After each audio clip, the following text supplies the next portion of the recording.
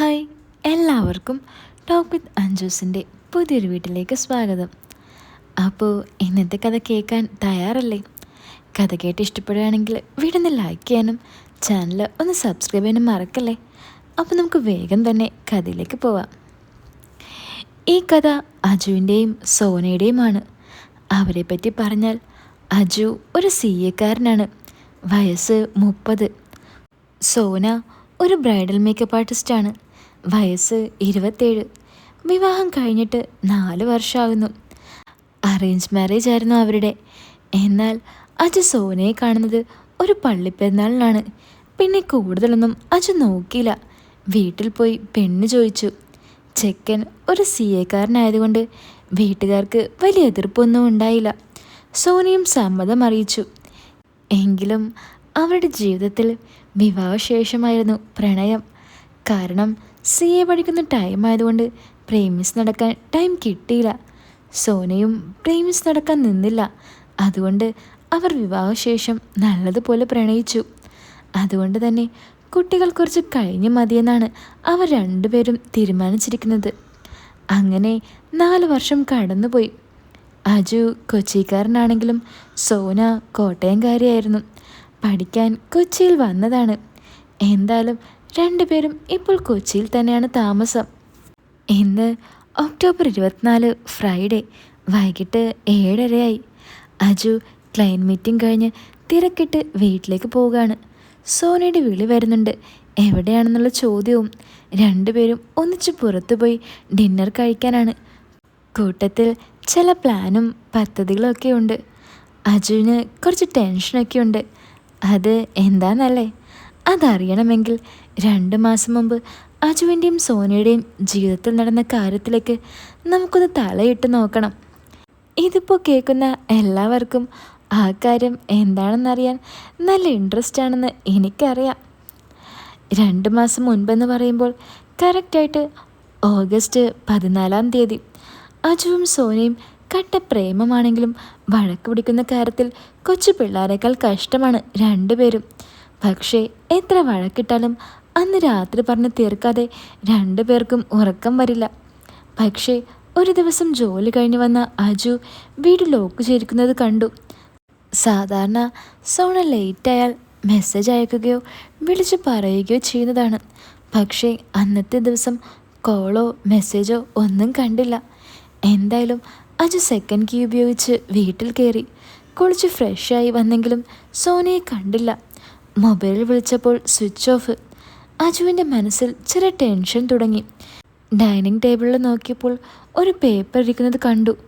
അജു അതെടുത്ത് നോക്കി. ഞാൻ എൻ്റെ വീട്ടിലേക്ക് പോകുന്നു, ബൈ. ഇത് മാത്രമായിരുന്നു ആ പേപ്പറിൽ ഉണ്ടായിരുന്നത്. പിന്നെ അവനൊന്നും നോക്കിയില്ല. നേരെ അവളുടെ അമ്മയെ വിളിച്ചു. ഹലോ ഹലോ അമ്മേ, സോന അവിടെ ഉണ്ടോ? ആ ഉണ്ട് മോനെ.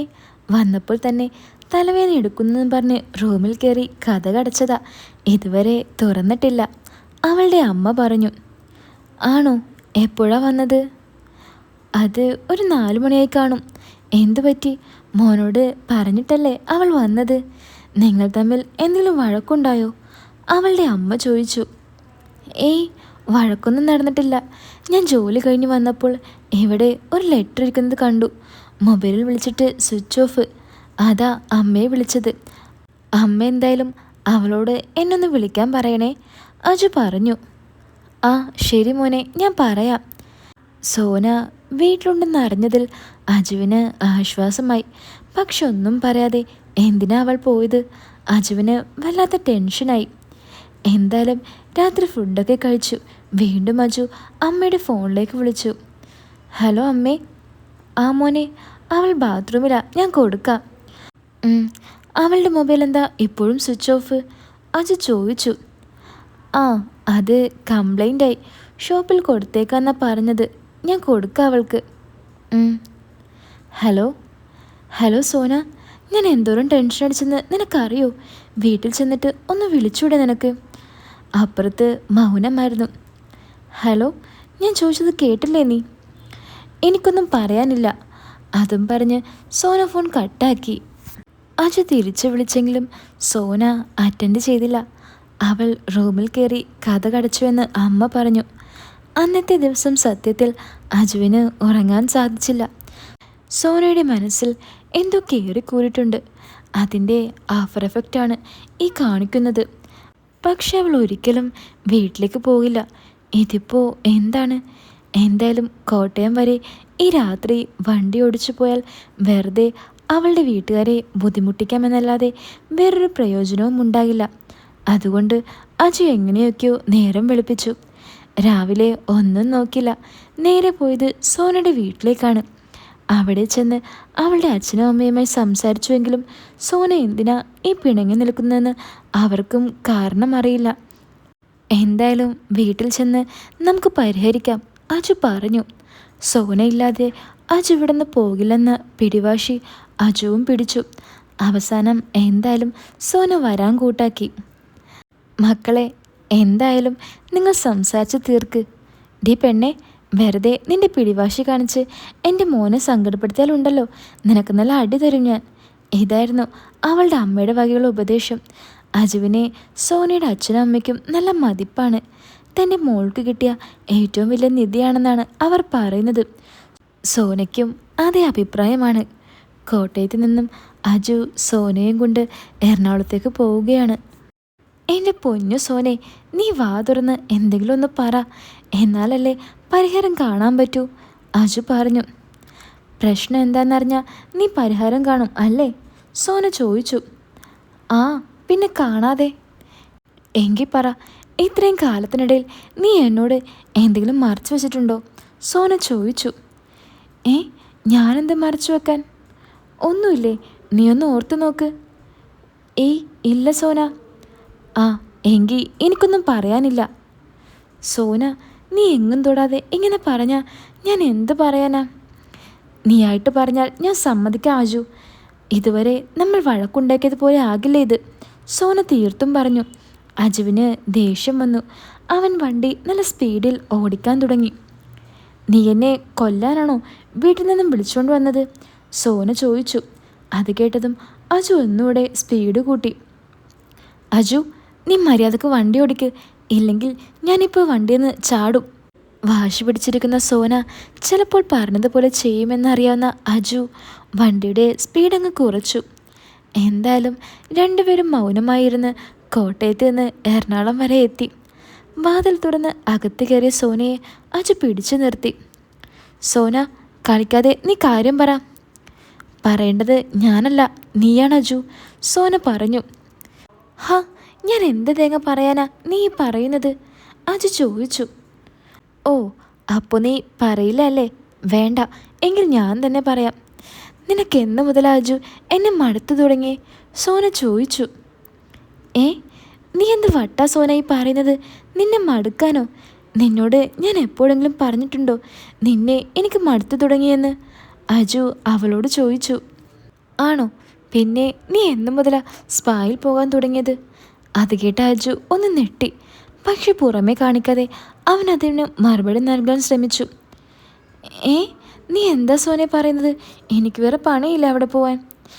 ഡാ, നീ മുഖത്ത് നോക്കി കള്ളം പറയുന്നോ? സോന അതും പറഞ്ഞ് അവൻ്റെ പഴയ ഫോൺ ബാഗിൽ നിന്നും എടുത്തു കാണിച്ചു. അജു, നീ വെറുതെ പകലിനെ ഇരുട്ടാക്കാൻ നോക്കണ്ട. ഈ ഫോൺ ഞാൻ ഇന്നലെ എൻ്റെ മൊബൈൽ ഓഫായപ്പോൾ എടുത്ത് യൂസ് ചെയ്യാൻ നോക്കി. ഇതിൽ വാട്സപ്പിൽ നീ സ്പാ കോണ്ടാക്ട് ചെയ്തതിൻ്റെ തെളിവ് എനിക്കുണ്ട്. ആദ്യം ഒന്ന് പതറിയെങ്കിലും അജു വീണ്ടും കള്ളം പറയാൻ ശ്രമിച്ചു. ഓ, അത് പിന്നെ കണ്ടിന്യൂസ് ലോങ് ഡ്രൈവ് ചെയ്യുന്നത് കൊണ്ട് ബാക്ക് പെയിൻ കാരണം ഒന്ന് പോയാലോ എന്ന് കരുതിയതാ. ഡാ, നീ മുഖത്ത് നോക്കി കള്ളം പറയാറായോ? അതും പറഞ്ഞ് അവൾ ആ മൊബൈൽ അവൻ്റെ നേരെ വലിച്ചെറിഞ്ഞു. ബാക്ക് പെയിന് പോകുന്നവർക്ക് എന്തിനാടാ അവർ ഫോട്ടോ അയച്ചു തരുന്നത്? എന്നെ പൊട്ടിയാക്കണ്ട. ഞാൻ ആ വാട്സപ്പിൽ നിന്നും മെസ്സേജ് അയച്ച് നോക്കിയതാ. നീ ഇന്നും ഇന്നലെയും തുടങ്ങിയ പരിപാടിയല്ലെന്ന് എനിക്ക് മനസ്സിലായടാ. പിന്നെ ഈ കൊച്ചി പോലുള്ള സ്ഥലത്ത് അതിനുള്ളിൽ നടക്കുന്നത് എന്താണെന്ന് എനിക്ക് നല്ലതുപോലെ അറിയാം. ഇനിയും നീ കള്ളം പറയാൻ ശ്രമിച്ചാൽ ഞാനിവിടെ എന്ത് ചെയ്യുമെന്ന് നിനക്ക് പറയാൻ പറ്റില്ല. അജുവിന് കയ്യിൽ നിന്നും പോയെന്ന് മനസ്സിലായി. ദേഷ്യത്തിൽ നിൽക്കുന്ന സോനയോട് ഒന്നും പറഞ്ഞാൽ കേൾക്കില്ല എന്ന് അറിയുന്നത് കൊണ്ട് അവനൊന്നും മിണ്ടിയില്ല. സത്യത്തിൽ അജുവിന് ഭൂമി പിളർന്ന് താഴേക്ക് പോയാലോ എന്ന് വരെ തോന്നിപ്പോയി. എന്താടാ, നിനക്കൊന്നും ഇപ്പോൾ പറയാനില്ലേ? സോന, ഞാനിപ്പോൾ എന്ത് പറഞ്ഞാലും നിൻ്റെ തലയിലേക്ക് കയറില്ല. തെറ്റ് പറ്റിപ്പോയി, എന്നോട് ക്ഷമിക്ക്, ഞാൻ എല്ലാം പറയാം. ഓഹോ, അപ്പോൾ തെറ്റാണ് ചെയ്തതെന്ന് നിനക്കറിയാം. സമ്മതിച്ചല്ലോ, സന്തോഷം. ഇനി നീ ഒന്നും പറയണ്ട, എനിക്കൊന്നും കേൾക്കാൻ താല്പര്യമില്ല. എൻ്റെ വീട്ടുകാരോട് ഞാൻ ഒന്നും മിണ്ടാതെ നിൻ്റെ കൂടെ വന്നത് അവർക്ക് നീ എന്ന് വെച്ചാൽ അത്രയും സ്നേഹമാണ്. അത് നശിപ്പിക്കണ്ടല്ലോ എന്ന് വെച്ച് മാത്രമാണ്. അവർ മോനെ പോലെയാണ് നിന്നെ കാണുന്നത്. ഇങ്ങനെ ഒരു വൃത്തികെട്ട മുഖം നിനക്കുണ്ടെന്നറിഞ്ഞാൽ എൻ്റെ അച്ഛൻ നിന്നെ കൊല്ലും. സോന, നീ ഇങ്ങനെയൊന്നും പറയല്ലേ, അജു പറഞ്ഞു. Please leave me alone Aju. അവൾ അലറിക്കൊണ്ട് അവളുടെ റൂമിൽ കയറി കഥ കടച്ചു. അജു ദയനീയമായി നോക്കി നിൽക്കുക മാത്രം ചെയ്തു. പുറത്തുനിന്ന് നോക്കുന്നവർക്ക് ഒരു ദുശീലവും പറയാനില്ല. അത്രയ്ക്കും ഡീസൻ്റാണ് പാവം നമ്മുടെ അജു. പഠിക്കുന്ന കാലത്ത് കൂട്ടുകാരുടെ കൂടെ ചുമ്മാ ഒന്ന് ട്രൈ ചെയ്യാൻ വേണ്ടിയാണ് അവൻ ആദ്യമായി അവിടെ പോയത്. പക്ഷേ ആ സമയത്ത് കിട്ടുന്ന റിലാക്സേഷൻ അതവന് ശരിക്കും ഇഷ്ടപ്പെട്ടു. പിന്നെ ഹാപ്പി എൻഡിങ്ങും. അങ്ങനെ ഇടയ്ക്കിടയ്ക്ക് അജു അത് ശീലമാക്കി. പക്ഷെ കല്യാണശേഷം അജു എല്ലാം സ്റ്റോപ്പ് ചെയ്ത് വെച്ചിരിക്കുകയായിരുന്നു. പക്ഷെ കഴിഞ്ഞ വർഷം ഒരു ടാക്സ് ഇഷ്യൂമായി ബന്ധപ്പെട്ട് അജുവിന് അവിടെ പോകേണ്ടി വന്നു. അന്നവിടുത്തെ ഓണറിനെ കാണേണ്ടി വന്നു. വീണ്ടും അജുവിനെ അത് പ്രലോഭിപ്പിക്കുകയും ചെയ്തു. അങ്ങനെ അജു വീണ്ടും വേണ്ടെന്ന് വെച്ച കാര്യം തുടങ്ങി. പക്ഷെ ഒരിക്കലും മനസ്സുകൊണ്ട് സോനയെ ചതിക്കണമെന്ന് അജു വിചാരിച്ചിട്ടേയില്ല.